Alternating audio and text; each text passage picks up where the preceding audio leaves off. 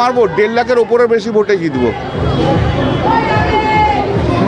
দাদা একটা প্রশ্ন, সেটা হচ্ছে যে আপনি দুদিন আগে একটি বলেছিলেন পরিবারতন্ত্রের কথা, তার বিরুদ্ধে অভিযোগ তুলছে তারাই যে সিপিএম থেকে বলছে যে পরিবারতন্ত্র ওরা নয়, পরিবারতন্ত্র আপনারা করছেন, এরকম। না না, আমার পরিবারতন্ত্রে কোনো অসুবিধা নেই। ন্যাচারালি আমি তো বলছি পরিবার থেকে আসবে, আমার কোনো অসুবিধা নেই।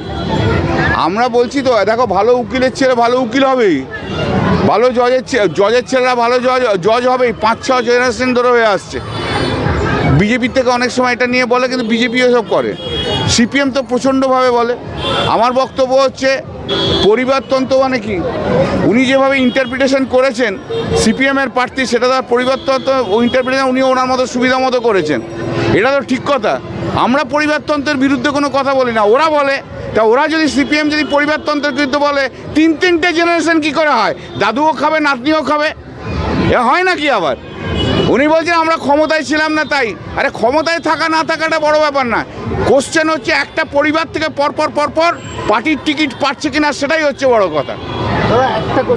দাদা, উত্তরপাড়া থানাটা কোথায়? স্যার থানাটা? কাকু উত্তরপাড়া থানা? কি ব্যাপার, সবাই থানা খুঁজছে কেন? থানা নয়, থানার বিপরীতে উত্তরপাড়ার স্বর্ণযুগ চৌধুরী গোল্ড অ্যান্ড ডায়মন্ডের দারুণ অফার, মনে ধরবে সবার। গয়না ডিজাইন সবার সেরা, নজর কাড়া আর মজুরিতে ছাড়ে ছড়াছড়ি। আরে দাঁড়ান আমিও যাব। Chowdhury gold and diamond, Uttarpara থানার বিপরীতে। প্রথমত পরিবারতন্ত্র সম্পর্কে কোনো রকম জ্ঞান তৃণমূলের মধ্যে খুব হাস্যকর শোনা। পরিবারতন্ত্র মানে কি? পরিবারতন্ত্র মানে যেখানে নেতার ছেলে নেতা হয়, পিসির ভাইপো যুবরাজ হয়, সেটা পরিবারতন্ত্র। উনি আমাদের পরিবারের সমস্ত মানুষের রাজনীতিতে অংশগ্রহণকে পরিবারতন্ত্র বলতে পারতেন যদি 2011 সাল অবধি, যতক্ষণ পর্যন্ত আমার পার্টি ক্ষমতায় ছিল, তখন যদি আমার পরিবারের কেউ, আমার ঠাকুরদা ব্যতীত, তারা কেউ নির্বাচনে লড়ত। আমার ঠাকুরদা 2006 সাল পর্যন্ত এমএলএ ছিল। 2006 সাল অবধি আমার পরিবারের কেউ কোনো পঞ্চায়েত নির্বাচনে পর্যন্ত প্রার্থী হননি। 2006-এ দাদু যখন নির্বাচনে দাঁড়ালেন না, তারপরে কমরেড মমতা চ্যাটার্জি প্রার্থী হয়েছিল, আমার পরিবারের কেউ প্রার্থী হননি। যতদিন পর্যন্ত আমরা সরকারে ছিলাম, যতদিন পর্যন্ত আমরা ক্ষমতায় ছিলাম, একবারের জন্য আমার পরিবারের কেউ কোনো নির্বাচনে দাঁড়ায়নি। 2011-র পর যখন কল্যাণ ব্যানার্জিরা তৃণমূলের নেতৃত্বে গণতন্ত্রকে শেষ করে দিতে চাইলেন, মনোনয়ন জমা না দেওয়া থেকে শুরু করে পঞ্চায়েত নির্বাচনে মহিলাদের আঁচল ধরে টানা, এই ধরনের কাজকর্ম করা শুরু করলেন, যখন স্বাভাবিকভাবেই সাধারণ মানুষ নির্বাচনে লড়তে ভয় পাচ্ছিলেন, সেই কঠিন সময় দাঁড়িয়ে আমার মা দীপিকা ধর তিনি নির্বাচনে দাঁড়িয়েছিলেন। এবং আমার খুব গর্ব হয় যে আমি এমন মায়ের মেয়ে, যে মা তৃণমূলের নেতাদের, গুন্ডাদের চোখে চোখ রেখে লড়াই করতে ভয় পায় না। আমার এটা ভাবতে খুব গর্ব হয়।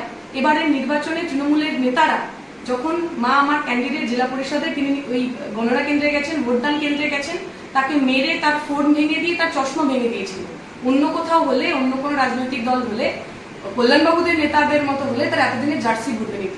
আমার মা এই সমস্ত কিছু করার পরেও লাল ঝান্ডার প্রতি অগাধ বিশ্বাস, অগাধ ভরসা রেখেছে। সুতরাং আমরা পরিবারতন্ত্র মানে যদি কোনো রাজনীতির উপর বিশ্বাস রাখা হয়, পরিবারতন্ত্র মানে যদি কোনো একটা আদর্শে অবিচল থাকা হয়, তাহলে সেই পরিবারতন্ত্র নিয়ে আমাদের কোথাও কোনো অসুবিধা নেই। কিন্তু পরিবারতন্ত্র মানে যদি সুযোগ সুবিধা পাইয়ে দেওয়া হয়, সেক্ষেত্রে আমরা গর্ব করে বলতে পারি আমাদের পরিবার, আমাদের মতো এরকম হাজার হাজার পরিবার ছিল যারা পার্টির ভালো দিনে কোথাও কোনো দিনও কোনো সুযোগ সুবিধা হাত পেতে নেননি, কিন্তু পার্টির খারাপ দিনে পার্টিকে নিজের বুক দিয়ে আগলে রেখেছেন। এবং আমি খুব গর্ব করে বলি, আমি আমার পরিবারের মেয়ে, আমি আমার মা, আমার বাবা, আমার ঠাকুমা, আমার দাদু, আমার ছোটদাদু, প্রত্যেকের যে লম্বা ঐতিহাসিক রাজনৈতিক জীবন, সেই রাজনৈতিক জীবনের কিছু কিছু অংশ আমি পেয়েছি। আর শেষ কথা যেটা বলা, যদি ওনার পরিবারতন্ত্রের আমার বিরুদ্ধে যে অভিযোগ, সেই অভিযোগ মেনেই নি। আমরা তো না হয় নিজের পার্টির মধ্যে পরিবারের তন্ত্র করছি, আপনি তো একটা পার্টিতে সীমাবদ্ধ নন। আপনি তৃণমূলে, বিজেপিতে সমস্ত জায়গায় আপনার পরিবারের লোককে পাঠিয়ে মানে অ্যাক্রস পার্টি পরিবারতন্ত্র করছেন। আপনার কাছ থেকে আমরা জ্ঞান শুনব।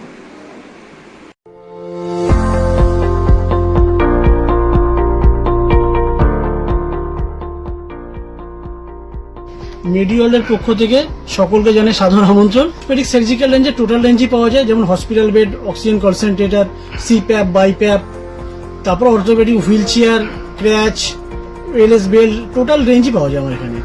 মেডিওয়ালের পক্ষ থেকে সকলকে আমাদের এখানে আসার জন্য আমন্ত্রণ জানাচ্ছি। আমাদের ঠিকানা 35 Netaji Subhash road, Uttarpara, Hooghly, near town school এবং ইউকো ব্যাংকের মেন ব্রাঞ্চের পাশের রাস্তা। এবং আমাদের আরেকটি ব্রাঞ্চ আছে, সেটা বালিবাজারে।